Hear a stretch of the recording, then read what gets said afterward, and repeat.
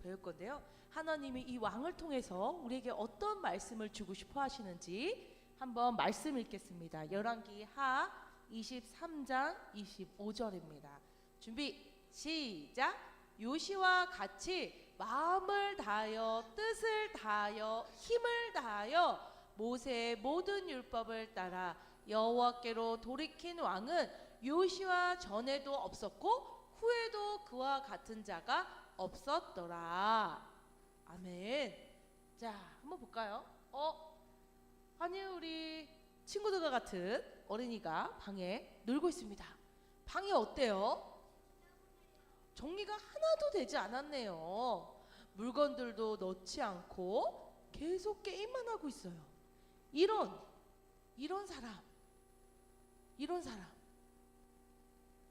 정리정돈도 못하고 지저분하고 더군다나 그것들을 치우려고 하지 않는 사람의 삶은 어떨까요? 자, 그러면 이 모습을 본 엄마는 뭐라고 이야기할까요? 이런 모습을 본 아빠는 뭐라고 이야기할까요? 야, 이게 뭐야? 집이, 방이 지금 네가 그거 할 때가 아니야. 빨리 정리해. 이렇게 정리 안 하면 너에게 좋은 것을 줄 수 없어. 너에게 그 다음 일을 해줄 수 없어. 당연히 그렇게 얘기할 겁니다. 이스라엘 백성도 마찬가지였어요. 눌러볼까요? 이스라엘 백성도 하나님이 그들을 선택하셔서 지금까지 이끄셨지만 다양한 우상들로 그들의 삶은 아주 지저분해져 있었습니다.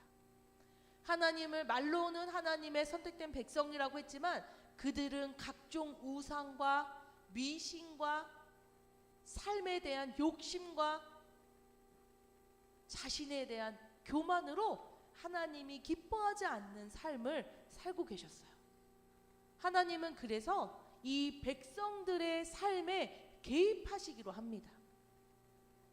우리는 살면서 하나님이 눈에 보이지 않는다고 나의 삶에 없다고 생각할 때가 있어요.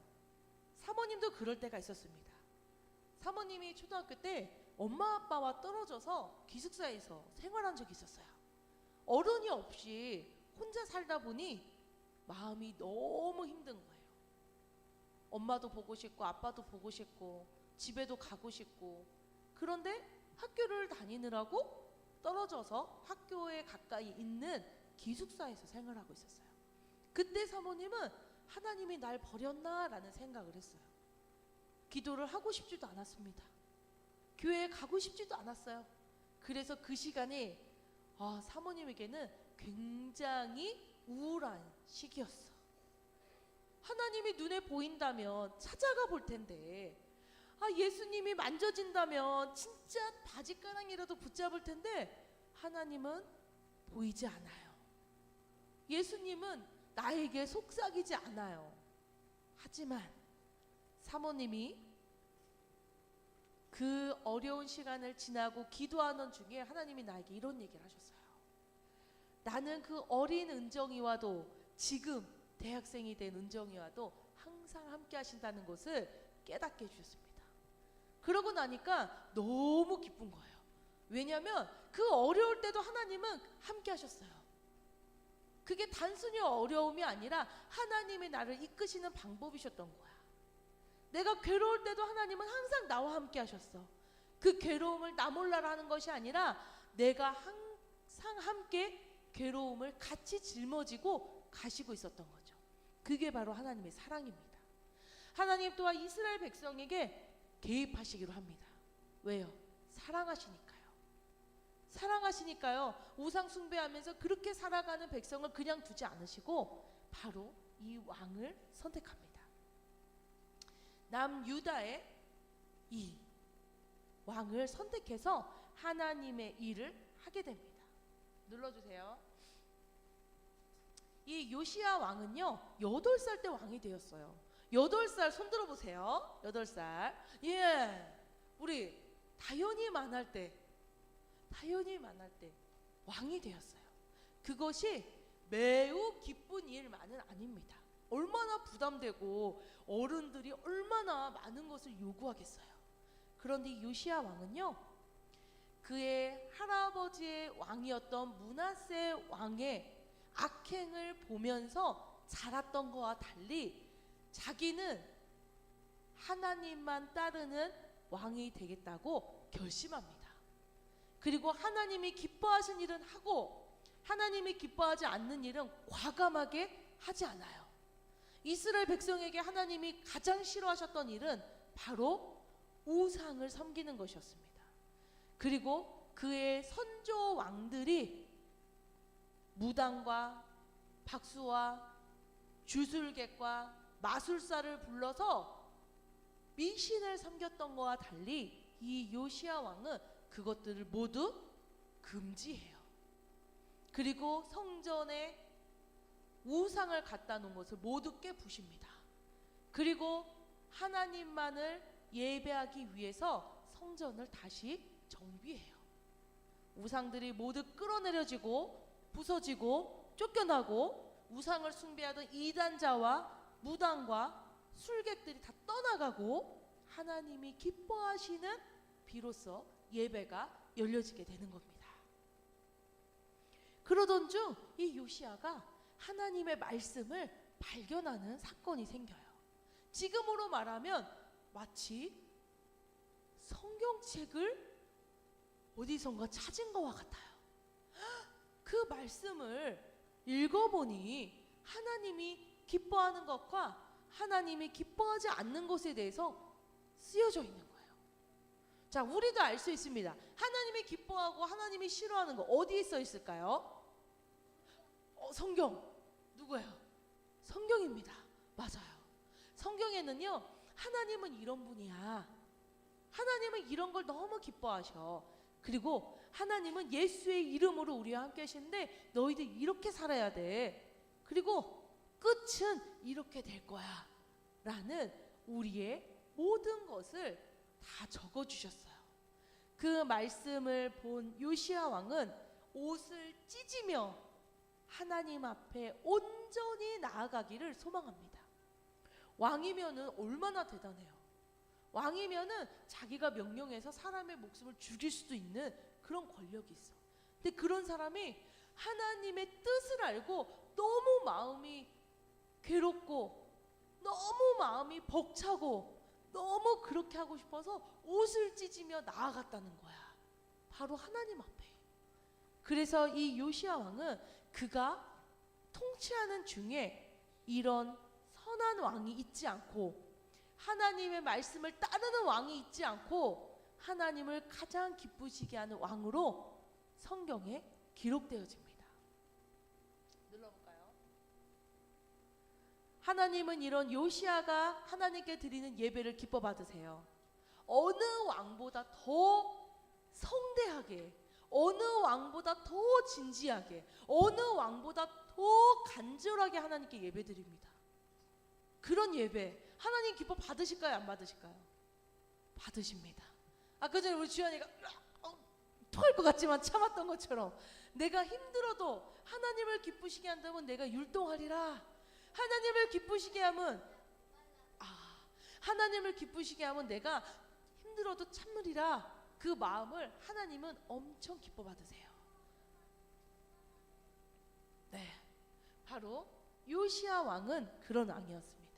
그의 결과가 어떻게 됐을까요? 요시야 왕의 삶은 어땠을까요? 요시야 왕이 통치하는 동안 남유다는 평안했습니다. 남유다가 요시야 왕 이후에 망하게 되는 결과가 생기기 전까지 요시야 왕은 하나님의 법대로, 하나님의 뜻대로, 지금으로 이야기하면 예수의 이름으로 나라를 다스리고 통치했다는 뜻이에요. 우리가 살다 보면 때로는 어떤 것들을, 어떤 법칙을, 나의 규칙을, 나의 삶의 방식을 바꿔야 될 때가 있습니다. 그게 쉽지 않아요. 이티게 에네를 몽골에서 예수님 전하는 거 쉬워요, 안 쉬워요? 안 쉬워요. 왜 안 쉬웠어요? 응? 안 믿고 몽골에서는 하나님이라는 것에 대한 개념이 없으니까. 하나님이 뭐야 라고 하면 설명하기가 너무 어려워. 맞죠? 교회가 없어요. 목사님을 볼 수 없어요. 그래서 전도할 때도 진짜 이티겔 NLL의 믿음 안에서 나오는 말만이 그들에게 전달될 뿐이에요. 그런데 우리 생각해 보세요. 준모가 생각해 봐. 서인아 생각해 봐. 너네 교회 갈 때 누가 총 가지고 못 가게 한 적 있니? 유비야, 헌금할 때 누가 막 너 경찰에 신고한 적 있니? 없죠? 자, 우리 주찬아, 교회 오고 싶은데 못 가게 누가 꽁꽁 묶어둔 적 있어요? 없어요. 우리는 교회 가고 싶을 때 언제나 갈 수 있습니다. 하나님을 부를 때 하나님의 이름을 마음껏 부를 수 있어요. 또 친구에게 야 우리 교회 가자 하면 친구가 교회가 뭐야? 어? 교회라고? 난 처음 들어와. 이런 친구는 아무도 없어요. 그리고 예배 드릴 때 갑자기 경찰이 들어와서 끌고 가는 일도 없습니다. 얼마나 감사한지 알 수 없어요. 얼마나 이게 놀라운 일인지 알 수 없어요. 여러분은 깨달아야 됩니다. 하나님이 우리에게 이런 좋은 환경을 주시고 하나님이 우리에게 이런 좋은 기회를 주신 것을 나만 누리면 안 돼요. 요시야 왕이 왜 옷을 찢으며 하나님 앞에 나아가려고 했을까요? 하나님 마음에 들고 싶어서, 자기가 그렇게 하고 싶은 마음이 너무 간절해서.